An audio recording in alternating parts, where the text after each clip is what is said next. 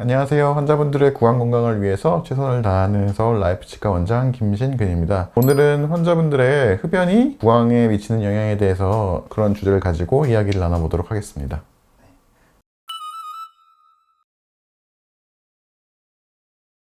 니코틴 성분은 우선 가장 기본적으로 혈류를 방해하기 때문에 구강에 미치는 영향이 꽤 다양하다고 할 수 있겠는데요. 1차적으로는 치아에 들어가는 혈류량이 감소하게 됨으로써 치아 내부에 있는 건조하게 되는 영향을 미칠 수가 있고요. 딱히 치아뿐만이 아니라 입안에 있는 구강 점막이라든가 다른 부분에도 영향을 미치게 되면서 전반적으로 악영향을 준다고 할 수 있습니다.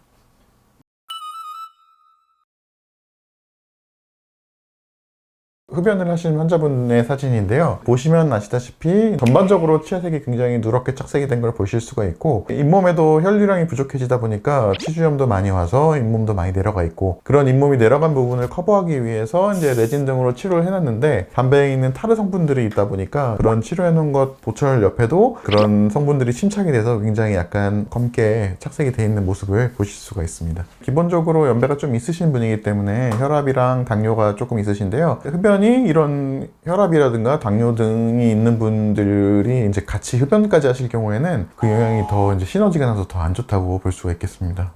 치아에 치주염이 너무 심하게 오다 보니까 앞니 같은 경우에는 발치를 한 상태이고요. 발치한 상태에서 임플란트를 식립을 계획을 했고, 다른 부위에는 잇몸 치료를 통해서 동요도라든지 아니면 염증을 개선하기 위해서 치료를 하고 있는 환자분입니다.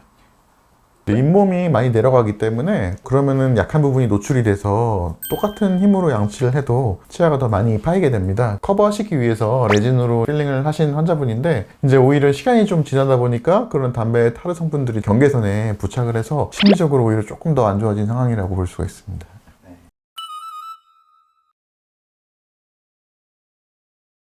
다른 환자분 케이스인데요. 오래도록 흡연을 하셨기 때문에 환자분 나이가 50대 초반 남성분이심에도 불구하고 이가 남은 게 거의 없는 상태를 보실 수가 있습니다. 위에 하나, 아래에 6개 정도 치아가 남았는데 실제로 흔들어 보면 거의 다 흔들흔들 거려서 쓸 수 있는 치아가 거의 없는 분이었고, 결국에는 다 발치를 하게 되고 임플란트를 식립함을 통해서 보철을 전체적으로 올렸던 환자분 케이스입니다. 이때도 마찬가지로 담배를 계속 피신 상태에서는 임플란트 수술 자체도 쉽지가 않기 때문에 임플란트를 진행하는 기간 동안에는 흡연을 특별히 많이 당부드렸던 그런 케이스입니다.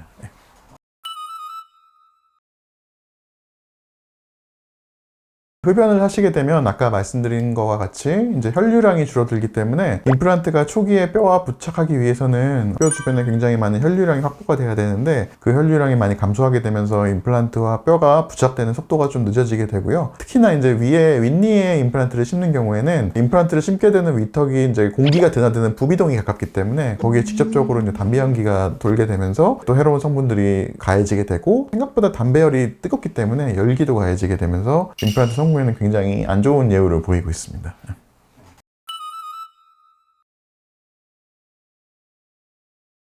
임플란트를 하고 난 다음, 완전히 성공하고 난 다음에는 중간보다는 조금 덜하다고는 할 수 있겠지만요. 기본적으로 임플란트를 하신 이후에도 흡연을 하시게 되면 똑같이 치석치태가 쌓이는 것보다 좀 더 빠르게 쌓이게 되고, 구강내가 건조해지게 되고, 치은이랑 그런 부분에 청소가 잘 안 되다 보니까 빨리 임플란트가 망가지게 되는 결과를 초래할 수가 있습니다.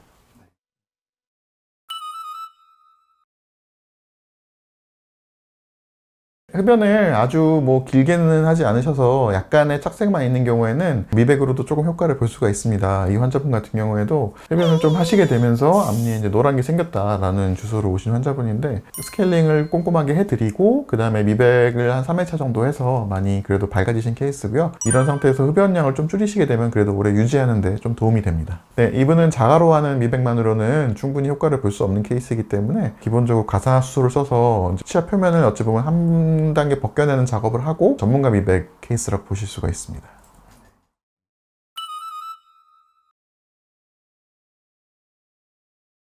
전자담배는 아무래도 연초에 비해서는 타르라든가 이런 거의 양은 비교적 적기 때문에 속도는 훨씬 더 느릴 수가 있겠지만은 기본적으로 아예 흡연을 안 하시는 것보다는 영향이 조금 그래도 미미하게라도 있다고 봅니다. 전자담배 자체는 기본적으로 아무래도 액상으로 들어가고 연초처럼 이렇게 타르 성분이 많이 들어오는 일은 없다 보니까 조금 더 연초에 비해서는 관리하기에는 좀 더 수월한 면은 있습니다. 그러니까 흡연을 안 하는 것보다는 전자담배를 하시는 게 좋을 수는 없습니다. 아예 연초 흡연보다는 더 낫겠지만, 저는 제 주변에 이제 전자담배를 피는 분들은 오히려 더 안 좋아지는 게 전자담배로 하면 흡연량이 좀 많아진다고 하더라고요. 그리고 또 이게 쪄서 들어오는 방향으로 하다 보니까 오히려 구강암이나 이런 측면에서는 그렇게 크게 차이가 안 나지 않는 경우도 있어가지고 전자담배도 딱히 그렇게 유리하다고 보기는 조금 힘든 면이 있습니다.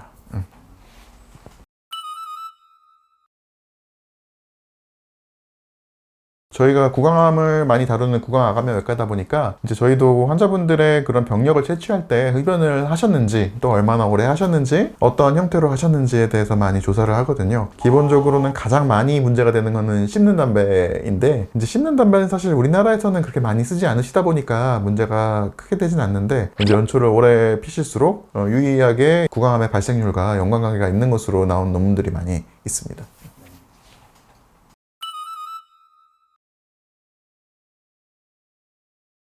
이제 흡연을 하시다 보면 구강암 때문에 우려하시는 분들이 많은데요. 어떤 경우에 꼭 치과를 찾으셔야 되냐면 가장 많이 말씀드리는 걸로는 입안에 궤양이 생겼는데 2주에서 3주 이상 넘어가는데도 없어지지가 않고 약을 먹는데도 효과가 없다. 이러시면은 구강암의 전조 증상으로 의심해 볼 수 있기 때문에 그럴 때는 빠르게 치과를 방문해 보시는 게 좋습니다.